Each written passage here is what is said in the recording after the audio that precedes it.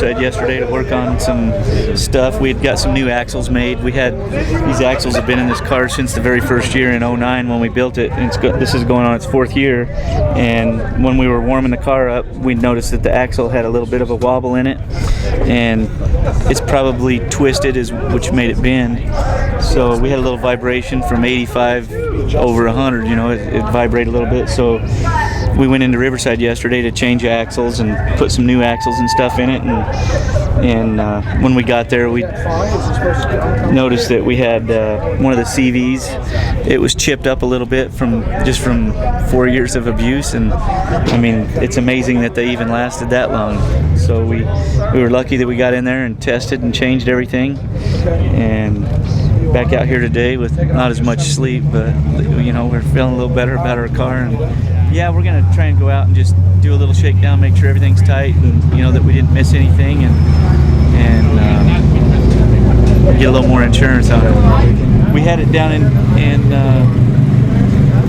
Oceanside, you know, at the beginning of the week, tuning on it and stuff, and got it hopefully where it's good. We usually run a stock LS3 out here with a stock cam, which is really smooth and easy to drive. And last year at the last race, we put this is a LS3 stroke, so it's a 427, and it's a little more aggressive. It's got a little more of a cam in it, and when you get in the rocks, it's not as easy to drive. You got to keep the car running and feather it and baby it and make sure it don't want to die on you when you lift off the throttle abruptly. And that's what we were down there doing, was trying to get a finer tune on that, just so it's a little more consistent in the rocks and stuff. When we're out there in the desert, it's usually to the floor anyway, so it's not a problem. But so we've been working on finesse, and we were going to put the small motor back in, and we ran out of time, so we went ahead and left it in, and it'll be a good test to see if we want to leave that motor in next year. And you know, I haven't ever ran a motor with that big here. It's always been a LS2 or LS3 stock. So I really think that this race is more about consistency and smoothness, and